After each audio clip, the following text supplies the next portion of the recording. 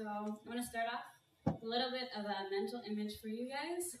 And so think about a little boy who's really weak. He just has no strength at all.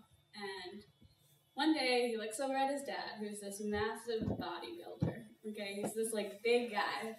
And he's like, man, I want to be strong like my dad. I want to grow up to be like him. So he's like, Dad, can you show me how to be strong like you? And so his dad is going to teach him how to be strong. And so what he's going to start with is like those little 2-pound dumbbells. He's not going to give him a big, huge, I don't know, I don't really lift much, but so he's not going to do that. He's just going to start with the little dumbbells, and he's going to grow them. He's going to bring them with him to school, and he's going to always be lifting a little bit. And then a few years down the road, he's going to maybe have a 10-pound, and he's going to start lifting that, and pretty soon he's going to be able to curl practically anything. I mean, there's no way he's going to be able to curl like his dad can, but he's going to know his dad is going to teach him, and he's going to have to trust his dad that he's not going to start him off too big. He's going to just give him enough that he can handle, and then as he grows, he'll get bigger and stronger, and so that someday he can strive to be like his dad. So, now back to a little bit of my story. I would say a few years ago, I was probably the little boy. My faith walk was really weak, and I had grown up going to Sunday school and loving God, but not really knowing what that meant. I hadn't realized yet how important God was in my life. It was just a piece of my life, and it wasn't everything to me. I was a really big fan of the verse James 4:7 and part of 8, where it says, "Submit yourself therefore to God, resist the devil, and he will flee from you. Draw near to God, and he will draw near to you."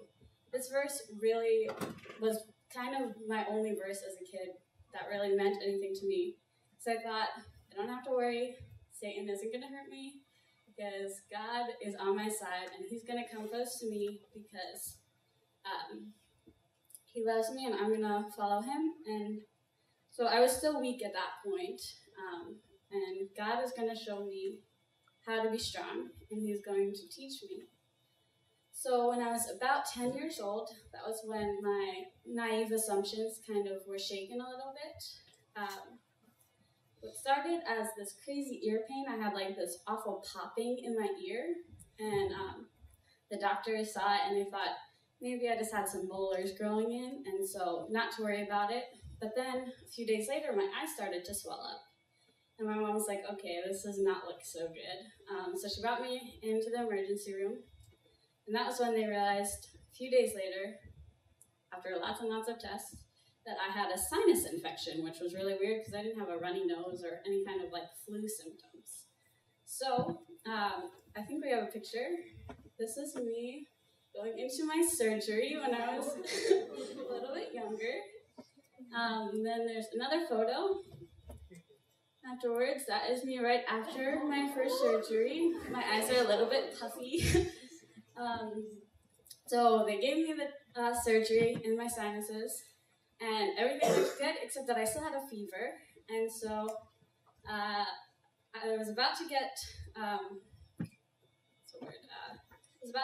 let out of the hospital, but then I was kind of noticing my double vision in my eyes, so they weren't really connecting. They were going in different directions.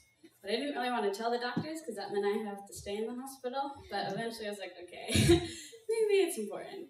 So I told the doctors about my double vision, and they ran another quick scan, and they realized that sinus infection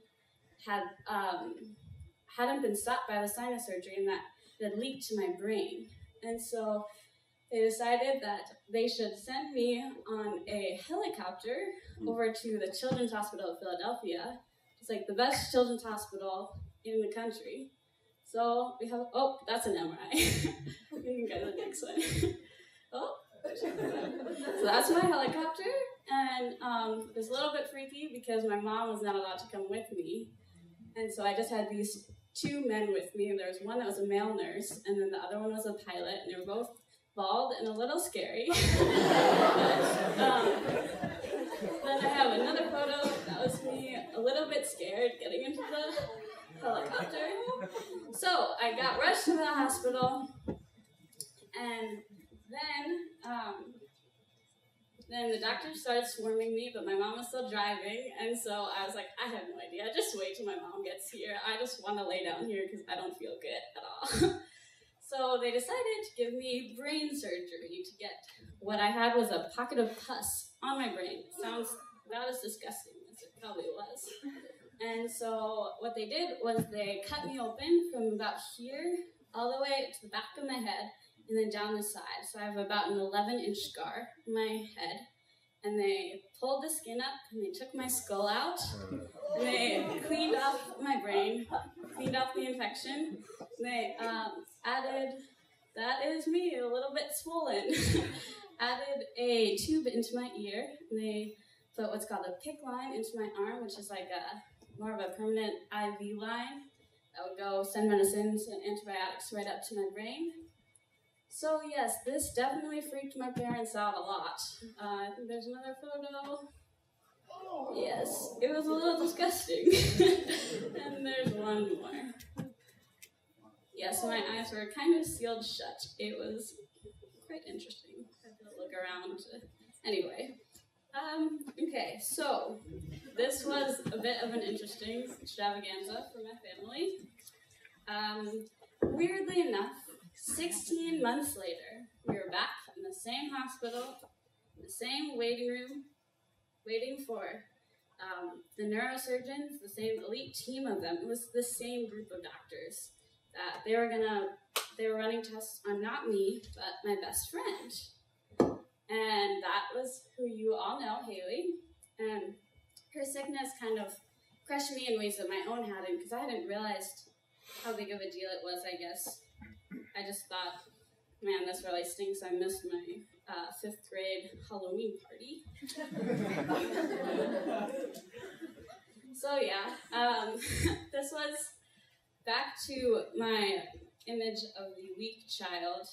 I was probably about lifting like the 10-pound weights at this point. I'm kind of figuring out what my relationship with God really means, but not fully understanding it. And so when Haley got diagnosed, I was like, what in the world? Like, this is not true. And I was just like overwhelmed with the question why, which is one of those ones you can't really ever answer.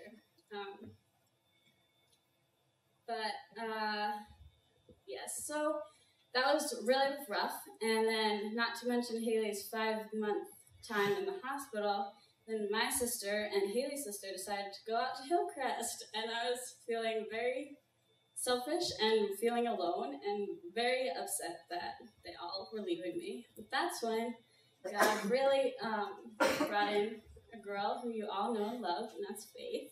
And that's when I sort of, our relationship grew a lot stronger in those times. And I was just so amazed by the power that God has and how He can take somebody and, like, for our whole family, how that time that I was in the hospital, it so prepared us then for the next hurdle in our life with Haley, because we knew that if God was with us when I was struggling, then God would also be with us when Haley was struggling.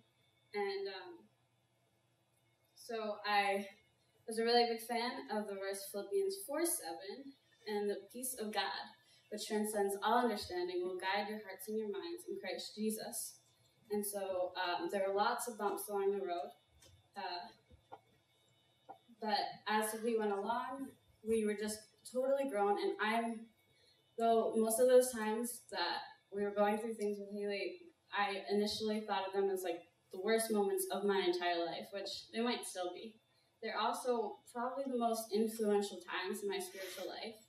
And I just want to leave you guys with knowing that, like, no matter what God is giving you right now, like, He's going to give you struggles because He wants you to be strong. He wants you to grow. Like, that dad, he wouldn't give the boy those weights just so that he would fall and drop them and hurt himself. Like, no, He wants to help them. He wants him to be strong, and He just needs you to trust Him.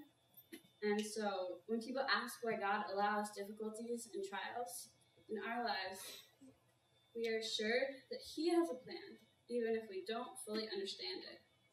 So I just want to leave you with one final verse, and that's James 1:2-3. Consider it pure joy, my brothers, whenever you face trials of many kinds, because you know that the testing of your faith develops perseverance.